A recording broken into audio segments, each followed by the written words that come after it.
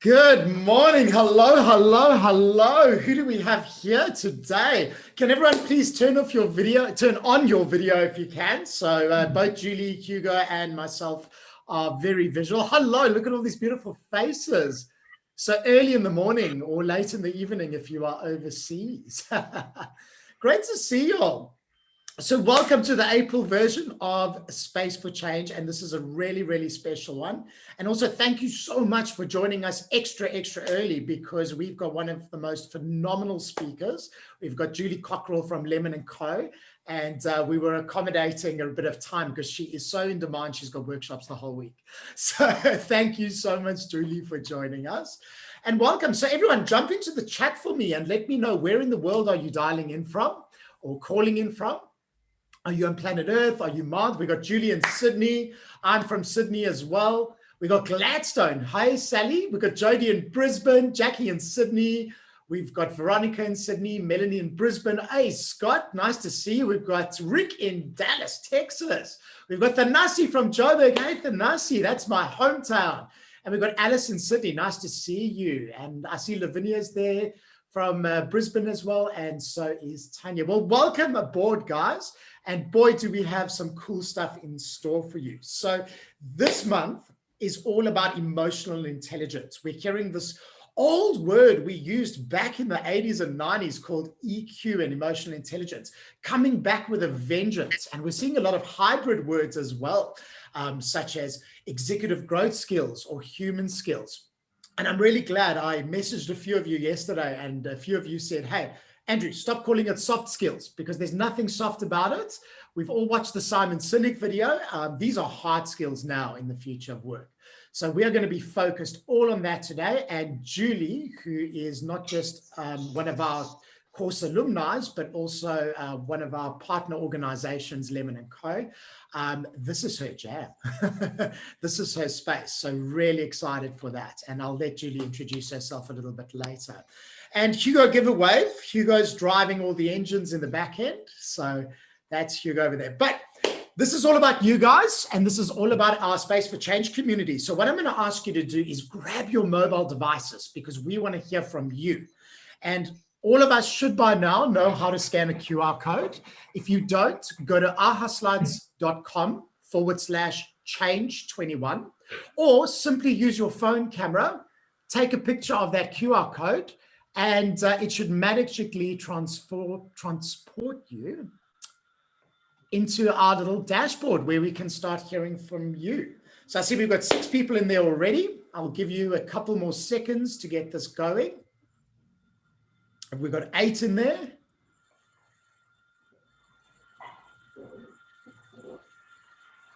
Quick on the draw, guys. Have your coffee, grab your phone. We've got 8 people now.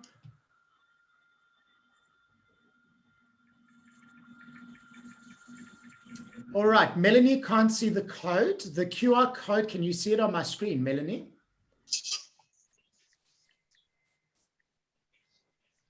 That's okay. If you use your phone, go to ahaslides.com/change21.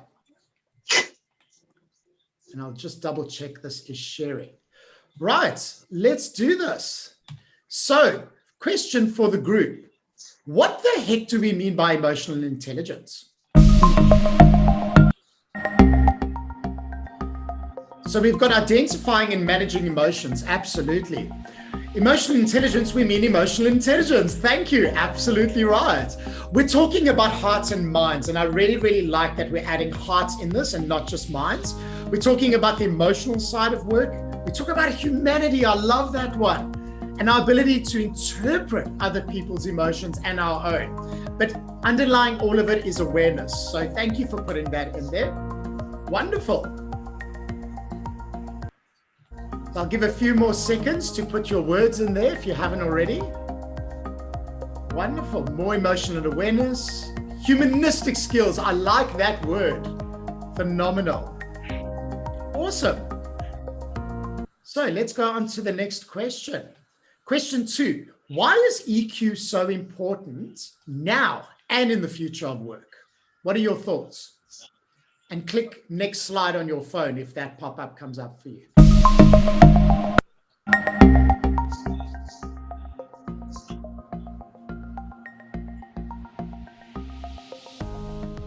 It's part of human-centered design. Thank you so much. That's something we are passionate about at Earth to Mars, is using human-centered design and humanistic skills in change.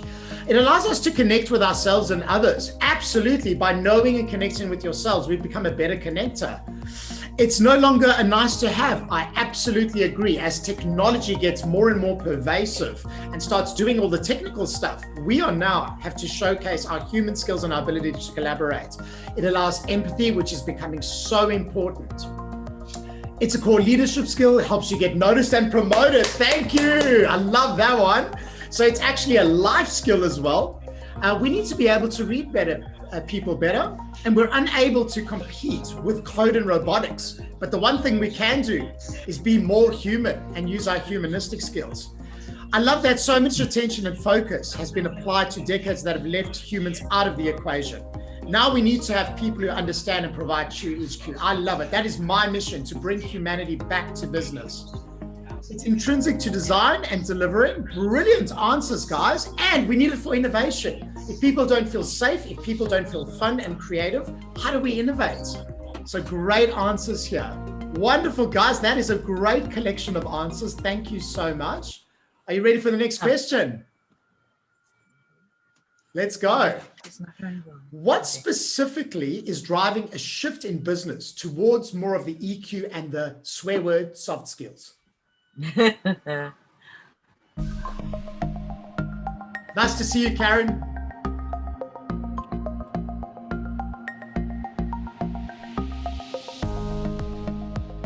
The recognition that it can't be automated. 10 out of 10. Robots can't do this. COVID and flexible work pushed us into this digital age, and we're a lot more comfortable with it. So now what's missing is the human skill. Absolutely right there. Great answers, guys. COVID and remote working, absolutely. The fact that we're using all these digital tools means we have to be even better at emotional intelligence and how we show up with our humanistic skills. It's unhelpful. If unhelpful conflict occurs, you can't resolve it without good EQ. So there's a lot of conflict in the world at a macro and a micro level. So this is where we need to get in touch. The human side of work, we're dealing with people, not machines. Thank you.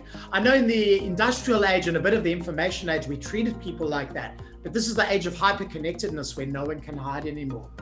Similar answer as before, this is a realization we're over-indexed on the digital and tech. Absolutely. We've reached this critical point now.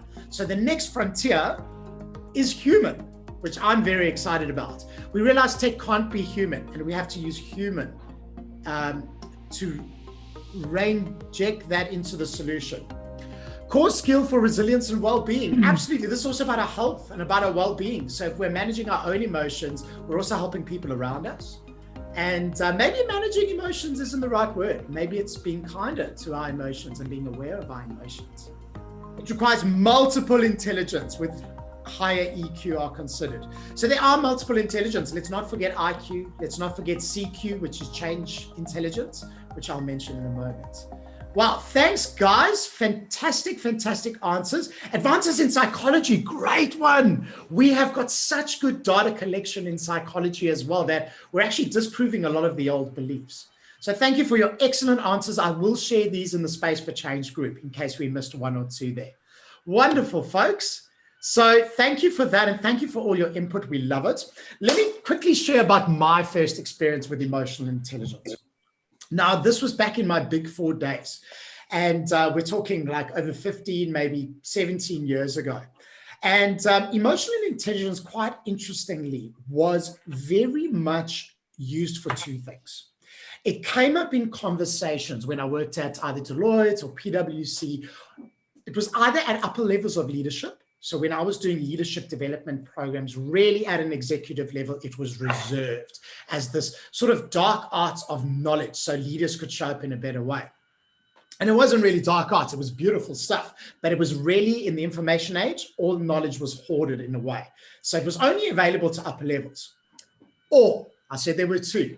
The other reason is if you were a troublemaker, which I am, a bit of a rebel, bit of a troublemaker. So if you didn't fit into a box or you didn't fit into a certain model, they would send you for EQ training as a way to actually I don't know if it's punishing you or developing you, but if you didn't agree with your CEO, you go in for EQ training. And here's the thing, the training was amazing because it was very much around either Stephen Covey or good old Dale Carnegie, which basically told you to be nice to people and call out people's names, and that's how you get people to like you.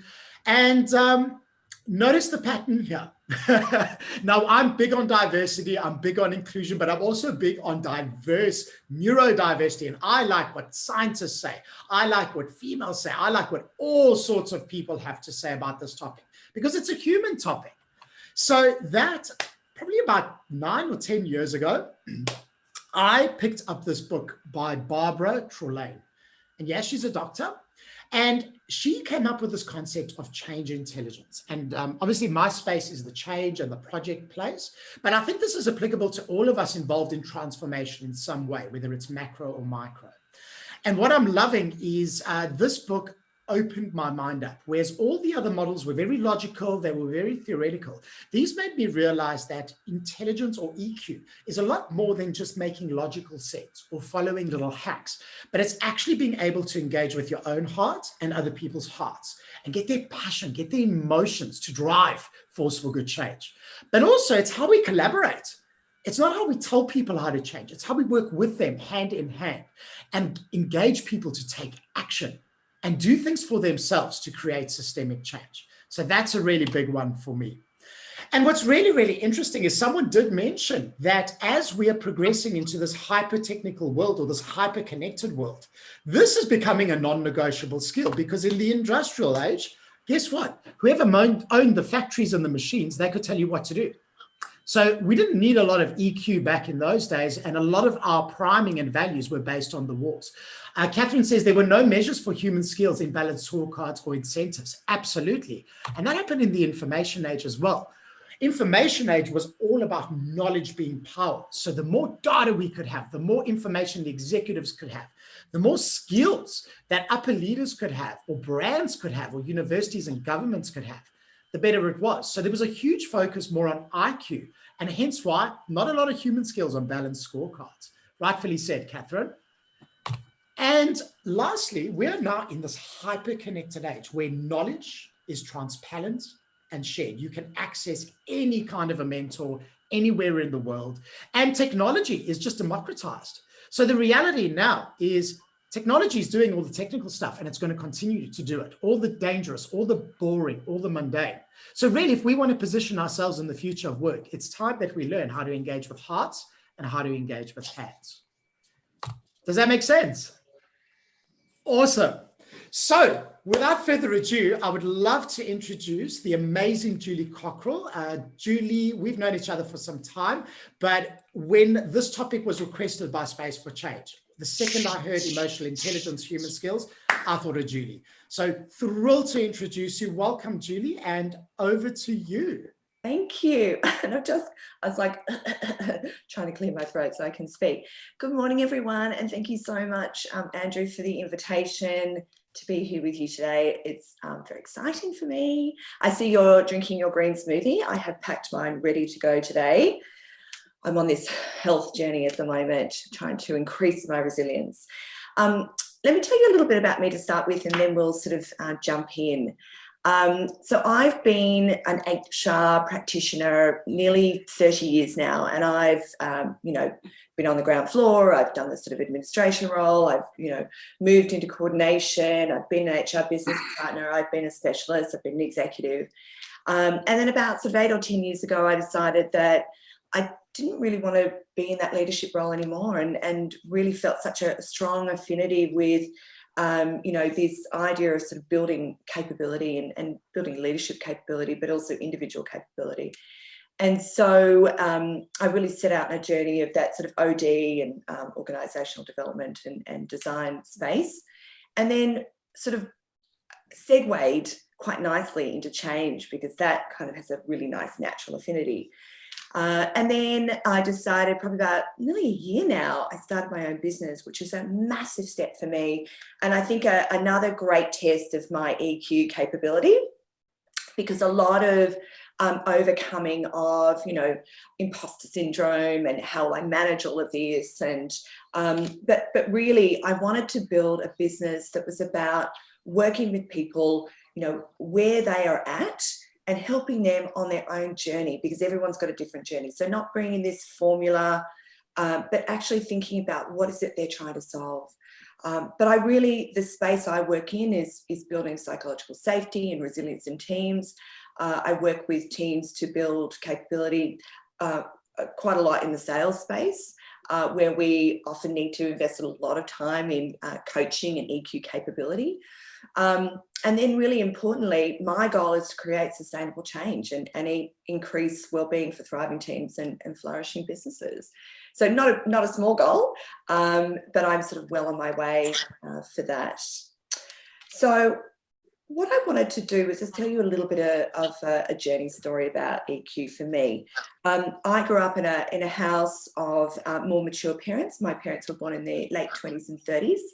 And they grew up in homes where emotional intelligence was not a skill. Emotions weren't discussed. And there was a lot of baggage collected, their baggage over the years. And so my sister and I grew up in a, sort of a trauma-filled household. And so when I left the house, I realized that there's probably some stuff I needed to do to work on myself. So I set about on a journey of getting some counseling and but there were several points in my journey that were actually major catalysts for more EQ development for myself. One of those was when I got divorced. The second one was when I was in an executive role and I was trying to step into the executive team, only female on the executive team. And I was trying to bring a lot of this sort of, beautiful soft skills and, awareness, etc., whilst also growing my own. And I actually did my LSI accreditation and realized through that feedback that I was actually losing myself. I was so full of fear. I was so full of emotion and defensiveness because I was so afraid of failing that I actually felt this incredibly intense feedback so deeply and so personally that, again, I got myself a coach and I started to work again on that. Got myself a counsellor, worked on that again, read books, listened to podcasts, etc. They probably weren't as popular back then, but, recordings, etc. So it's really, that was a really important journey. And I think because of the work that I did then, I feel like I'm in such a great space now that I am able to work with my clients where they're at, sense the emotion, sense my own emotion, understand my own triggers. And that is just such an important skill, not only to improving your own relationships at home, but also for the relationships you have with your clients or at work. So look, what is EQ? I mean, this is, we've already talked about some of the definitions this morning. I'm just going to find the little button that presses the, okay, there it is. Sorry, couldn't see it. So what is EQ? So the first time I heard of EQ was after reading Daniel Goleman's book, and that would have been in the mid-90s. So we didn't really talk about emotions, and we certainly didn't talk about emotions at work. And actually still, I think that's still quite a deep challenge for us in a corporate environment, the ability to deal with others' emotions and actually help them through it. And he talks about sort of 5 key elements of emotional intelligence, and that's self-awareness. And I kind of think about that in an internal, like managing my own emotions. And then that self-awareness is also helping to understand what you're sensing from other people. So that external EQ. Self-regulation, so the ability to sense something happening and then being able to understand it and in the moment respond to it in a really constructive way. Motivation is a big part of EQ as well. Empathy is obviously a great outcome of EQ. And then obviously social skills. So back in the 90s, we were talking about EQ and social quotient, and then obviously IQ was so they were the kind of the 3 the power three, I should call them. And so not only is, you know, EQ about managing yourself really well, but it's also going to be critical to managing others. So when I think about this, I think about, you know, the importance for change leaders. So we're having to, you know, influence and manage our stakeholders and manage those recipients of change and win hearts and minds and, you know, create psychological safety in the change team and build trust. And, you know, all of the sort of the foundation of all of those skills is actually EQ. And if if you're a big fan of sort of positive psychology, you'll know that, you know, EQ is a really important foundation for cultivating positive emotions.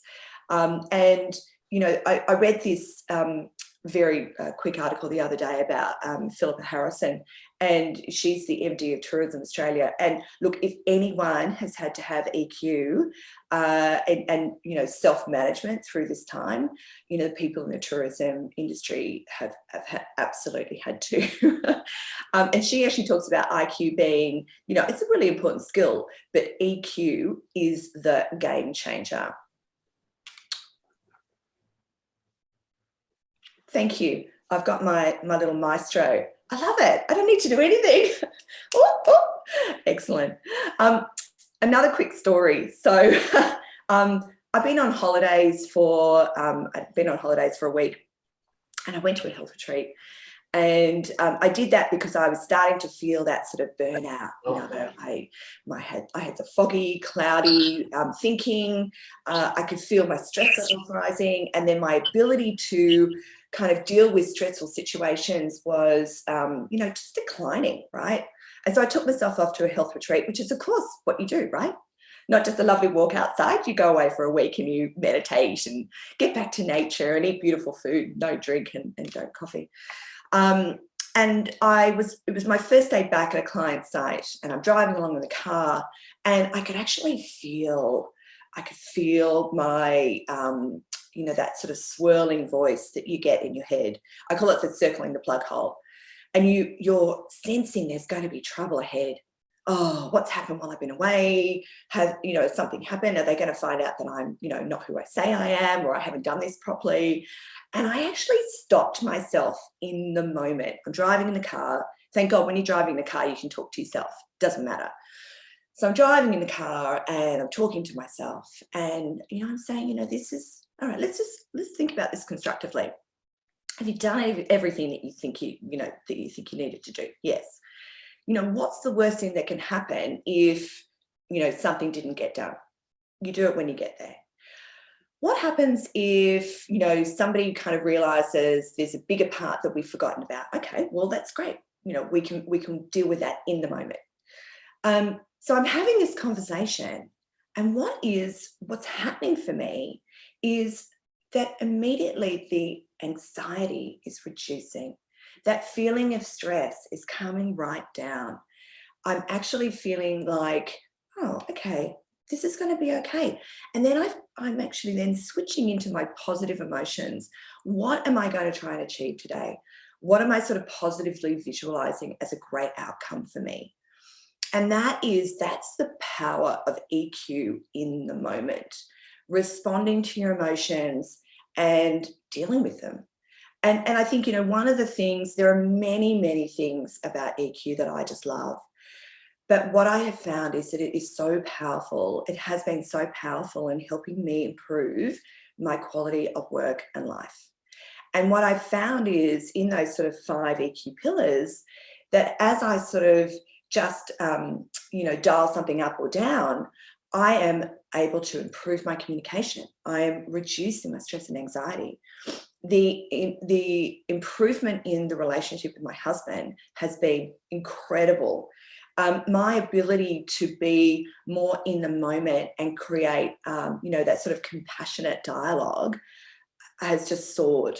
So if it's something that you're on the journey with, stick with it, because it will benefit greatly for every part of your life. So one of the things, so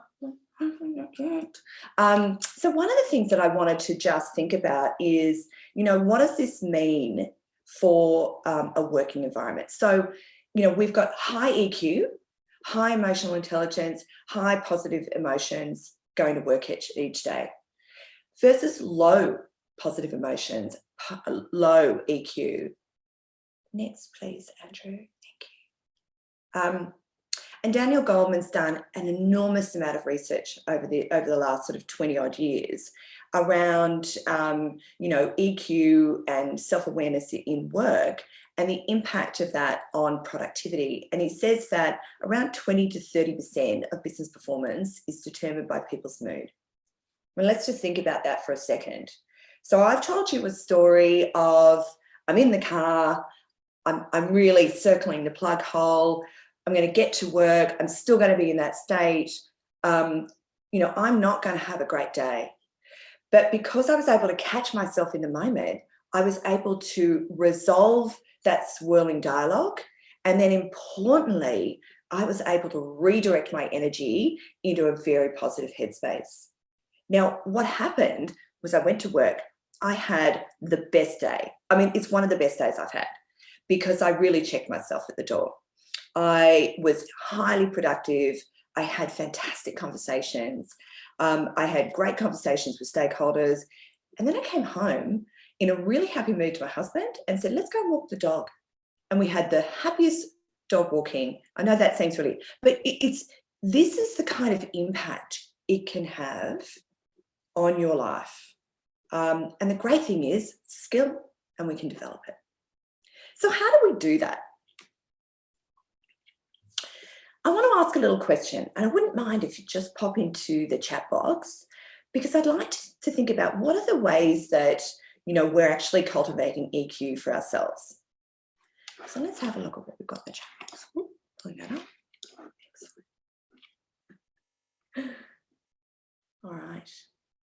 So one of the ways, coaching, fantastic. That is an amazing, amazing way to do that. Having difficult conversations, feeling the fear and doing it anyways, summoning your courage, actively listening and accepting feedback. And I think that is a fantastic observation. And feedback's a great way in the setup of feedback. And we'll talk about that in a second. Being vulnerable, being comfortable, absolutely. Writing our thoughts, absolutely. One of the great ways that you can get to understand how you felt in the moment. And I use this every time I have a meeting. So today I'll finish this session, I'll get in a taxi to go to my workshop, and I'll think about what are the things that I thought I did really well? What are the things that I felt like it could have been a little bit sharper, it could have been better? And, I do that so that my brain goes, oh, okay, I'm going into a reward system because I've done that really well. I'm going to make that a little bit more of a habit. And then the second thing is I've got an opportunity for learning for the next time. So it's not all bad. Staying present and aware of social emotional cues. Absolutely, Jackie. Yeah, sensing it in your body. You can feel it where the heat rises up your chest and into your throat. Oh, and that is a feeling like it's physically, you're sensing it physically. Genuine self-reflection, absolutely. Learning to separate emotions from the situation. Absolutely. That was Karen. Everything's moving so quickly. Karen, absolutely. Actually being able to almost step out of yourself and reflecting back on, let's just look at the facts of the situation. And then understanding why I responded to that in such an emotional way. Challenging any negative thoughts. Absolutely. Do not allow that swirling thinking in your brain, because nothing good will come from it. And you'll put yourself in such a difficult state. And sometimes it's really hard to recover from that. You might need to go and meditate, take a walk, take yourself out of the situation. Sometimes when I'm feeling like that, I just go and sit on the toilet and I just stay there and breathe for a while. Too much information, I'm sensing. That could have been too much. Got it. I'm feeling the feedback. Getting comfortable with being uncomfortable. Absolutely. It's okay to be uncomfortable. And actually, that's kind of where the growth is, right? Group learning, Absolutely. You know, I've done some great programs over many years, and I just gather, you know, from each one. And when I did the for the change program with Andrew, just the ratcheting up my human-centered design skills. So I'd actually done quite a bit of human-centered design, but I'd never brought it into the change space, and that just helped me to respond in you know, in fantastic ways in the moment in change situations, getting comfortable with people expressing their emotions. And look, that's where empathy and compassion comes in, Sally. You're absolutely right. So, you know, we don't have to take on other people's emotions. We don't. They're not our responsibility. And, you know, we don't need to feed ourselves with other people's emotions. So we've got to stay present. We've got to be empathetic and compassionate. And by listening, by hearing, by validating, that must be hard for you. I understand. Because everybody wants to be heard. Processing your feelings and your emotions. Absolutely. If they come up for you, recognize them. If you're not in the right space to deal with them, write it down and then go back to it. Healthy boundaries. I have to say, Veronica, that is a big one for me, because boundaries is something I've not had. It's only in the last sort of maybe 18 months, 2 years, that I've really gone back to, and it's been really hard, and especially with my kids, actually creating those boundaries. I also didn't have boundaries around work and life, you know, and actually some people are talking about that right now, that we're working longer, we're working harder, and because there's no separation of work and office, work and home space. Having an independent person to call out blind spots, absolutely. You know, can I just reflect with you? What did you see in the moment? And it's the same thing. It's the reverse is also true. So actually saying to someone, you know, I felt like I was really, really good in that moment. I want to reflect that I actually really enjoyed that process. What did you see me doing really well? You know, and again, that's a really powerful thing to leverage, just to feed your understanding of self, because often we have the blind spots, you know, we have the lack of awareness, and so that actually helps us build awareness of strengths. Absolutely, that is that's a pet for me. Understanding your strengths and actually using them, and it's not easy to find that. It's not hard to find that out, I should say. You know, there are a number of sort of free sites that you can go to and do a really quick assessment. But I think, you know, that is really, really important. Acknowledging your strengths and then actually setting out to use them in your everyday work. When we do that, we are actually more energized, we perform better, and we're being more authentic in our work environments. Oh my God, there is just so much here. One of the other things that I don't think has come up is actually understanding your values. And again, that's another thing that I have been working on over the last couple of years, because it's not something that I've ever thought about. I just, you know, I've never really, values, what's that? But it's really important, and actually can help you understand why you're getting so triggered, and how you might respond to that. The other thing is, and I really like this one, is what are your relationship strategies? So in a change space, often we've got difficult stakeholders, and I like to have little relationship strategies for them. How am I going to cultivate that? I know that person triggers me when I go and speak to them, or I feel like I'm running away from them because that's a difficult person and it's a really rubbish interaction every time I see them. So what's the strategies that I'm going to employ? How can I find somebody else to help me really ratchet up the value of the relationship with that stakeholder? Absolute congruency. Yep, absolutely what we do in relation to values. Oh my gosh, amazing. Planning for resistance is key. Absolutely, tenacity. As we know, change practitioners and change leaders, we know that resistance, once we think about all of the ways that we could find resistance, we can actively plan for it, right down to the individual level. Oh my gosh, such a great conversation. Can we move to the next slide, please? So I think this is a really important one for leaders and also for change leaders. How might we start to cultivate this with our teams or our clients? If we could just jump back into the chat, that'd be amazing.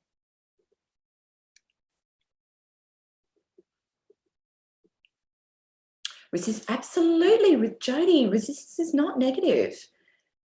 Absolutely. And look, it can mean that they care about the change.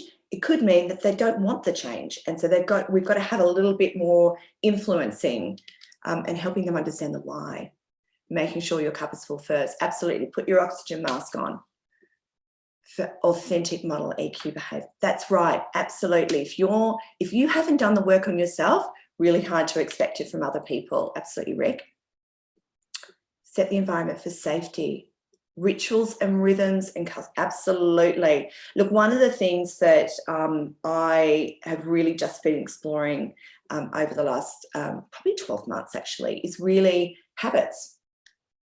And that goes to the heart of sort of rituals and rhythms and really when you're developing skills and capabilities, you want to create habits around them. So there might be scenarios where you go, off the rail or something that's triggering. How can you attach a small little change or a nudge that helps you think a little bit differently? And that then starts to kind of commingle those two scenarios together so that you're starting to create a new habit. Direct and honest feedback. Yeah, absolutely. Walking your talk. Absolutely. Structures and habits drive success. I talk about it with sales teams all the time. Your operating rhythm, your cadence is going to win you the day. Tanya, absolutely prioritize it. It's like any personal development, you need to devote time to it. And so, an example could be that in your team environment, and especially when you're setting up any sort of project, talk about the operating rhythm. How are we going to work together? How are we going to give each other feedback? What are we not accepting? What are we celebrating? Again, those are really, really important things that I'm sure that you just do naturally, but they apply absolutely in your own teams. Vulnerability, empathy, and genuine curiosity. Curiosity is a great word because often we think we've got to have all the answers as leaders, but we don't. And so the great thing about curiosity is that you might learn something. Asking the question, opening things up, getting people to actually explore things a little bit differently. And curiosity is really important in coaching. Building desire for the change, absolutely. That's a great lever for managing change. And it could be small change, it doesn't have to be a change program. Implement ongoing communication channels, absolutely. Quick stand-ups. One of the things I introduced to the client, and it is so simple, and we did it actually at the beginning of this session when we talked about what's your word for the day? How are you feeling? On a scale of 1 to 10, how are you feeling today? Oh, I'm feeling 6. Okay, what's happening for you? And then you've got the whole team there thinking about that person and how they're feeling. It is so powerful. And one of my clients who are really sort of growing in this sort of culture and EQ space, they love it. It has changed their meetings. Start with the outcomes to frame the work. Absolutely, Nick. What do you need your stakeholders to know, feel, and do? I love the know, feel, do. Absolutely. Yeah, love it. Yeah. Amazing. I think, the couple of things I had obviously were boundaries. We've talked about that as well. And then the other thing I just wanted to put out there is feedback. Often we give feedback, but we don't necessarily ask permission to give feedback. Or we might not have actually set up an environment where feedback is the norm. And so one of the things that I probably just put out there for you guys to reflect on, and you may already be doing it, is that you set that feedback up, the feedback relationship up with the individual right up front. Right? How do you like to receive feedback? Tell me about a time when you received feedback really poorly, so you know not to do it. You know, how often would you like me to give you feedback? How would you like me to coach you? So in doing that right up front, you've actually set the stage for an ongoing conversation where feedback is a massive part of it. And that just makes your coaching so much easier, so much easier. And then what you've got is somebody who is engaged in your feedback as opposed to in that fight or flight mode, resisting it, not thinking, not listening. And that's just not a great place for you or the individual. And you can do the same thing at a team level. And I find that works really, really well. Because then you're giving permission to each of you to give feedback on the spot. Absolutely. Yeah. And we need to be good at delivering feedback with emotional sensitivity. And I think, you know, feedback should often come second to reflection. So your reflection, hey, tell me about how you felt about that. How do you think you went? How did that go for you? You know, the person's doing all the work. You don't need to, you know, you don't need to have all the answers. And then you can say, look, absolutely fantastic observations. You know, how could you do it differently next time? So, you know, you've had a fantastic conversation and you haven't really needed to lift a finger. Love it. It's not lazy work. It's really productive, but it's saving you quite a lot of energy. Absolutely, ask someone to reflect and give themselves feedback. That's correct. Any other thoughts and suggestions on that? Awareness and respect for individual communication styles is imperative. Absolutely, and people do receive information differently. We do have different ways of communicating. I'm all about the words, whereas I know I work with, you know, financial people, so not stereotyping, and some salespeople who are all about the facts and the data. And I want to wrap it with emotion and love, which they don't always appreciate. So yeah, you do actually need to reflect on the style and create, you know, the right delivery for them. Action's more likely to pick up when they're own. Yeah, absolutely, absolutely. It's not really up to us to provide the answers. That is correct, Veronica. That is fantastic. Absolutely talks to ownership. You know, if you're thinking about the answer, you're more likely to implement it.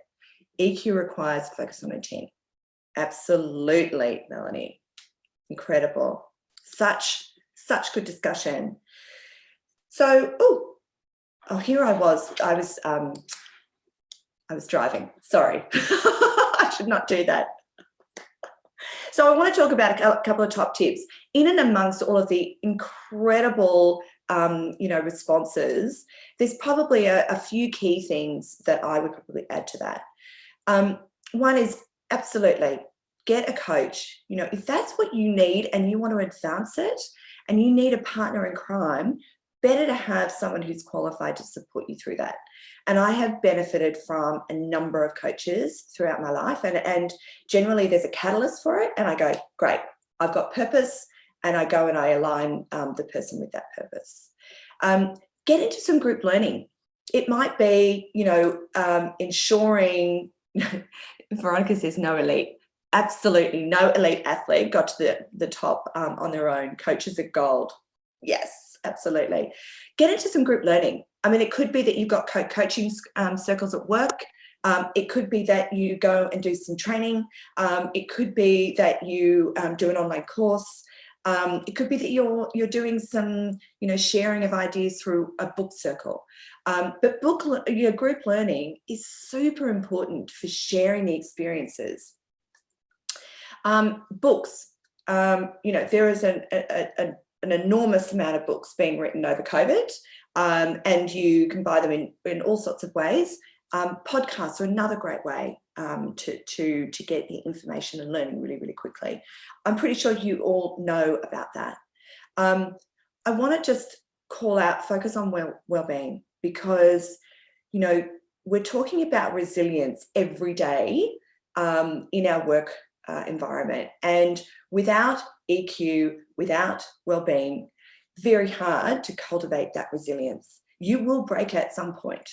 So I definitely just, you know, that a call out for your well-being. The investment in you will not go unnoticed. Structures and rhythms we've talked about, habits are going to be super important for embedding a lot of this new work. Technology, getting reminders. I use an app called Mood Meter. And And that just, I'm then able to, you know, trend my moods over, you know, 2 or 3 weeks. And then obviously, you know, join forums wherever you can. This is a fantastic forum. Space for change, space for change. Importantly, reflect, acknowledge and celebrate all of your great work and your great successes every day, because that's where the learning comes. That's where the change comes. Wonderful. Thank you, Andrew. Thank you, everybody. I've really enjoyed myself. Everyone come off mute and let's give Julie a huge round of applause. Show our acknowledgement. Thank you so much, Julie. I really appreciate you stepping in here, and just keep doing the amazing work you're doing. We love your work. So folks, more opportunities. We're going to share nuggets from that and all the other Space for Changes in our LinkedIn group. So if you haven't joined the Space for Change LinkedIn group, do so now, and let's continue this conversation. Secondly, Julie mentioned one of the courses we do at Earth to Mars, which focuses more on the human and not just human-centered design, but the emotional intelligence side of change. So if you're interested in that, scan that barcode over there and it'll take you to our website and you can have a bit of a peruse, or just reach out to me or Hugo and let's just have a casual chat and see if our stars align. And lastly, we want you to have your say. Help us decide what our topic is for the next one. So Hugo is going to be putting a link to a quick and dirty Google form. Please go in there, give us feedback, tell us what you love, tell us what we can do better next time. But most importantly, give us more topics that are really, really relevant to you. This is a monthly event. So every month we ask for feedback, we pull topics and speakers together, and we deliver it to you with love, compassion, knowing that everybody deserves a place in this future of work. And let's do it emotionally intelligently. Sound good? Awesome, folks. So thank you so much. That was a quick and amazing whirlwind 45 minutes. And thanks again for joining us so early. And Julie, any final thoughts? Oh, I feel so energized. I'm going into this workshop today and I do feel I'm a little bit winging it, but I'm really charged for it. Amazing. Ready to go.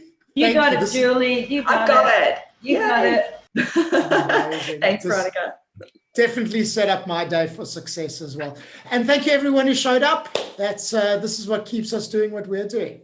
So great seeing you guys. All the best. Absolute pleasure. And thanks for being so interactive. Love it. I'm actually going to print out this chat and share that as well so that we've got everyone's good points there. All right, folks, all the best, and we will catch you later. Bye.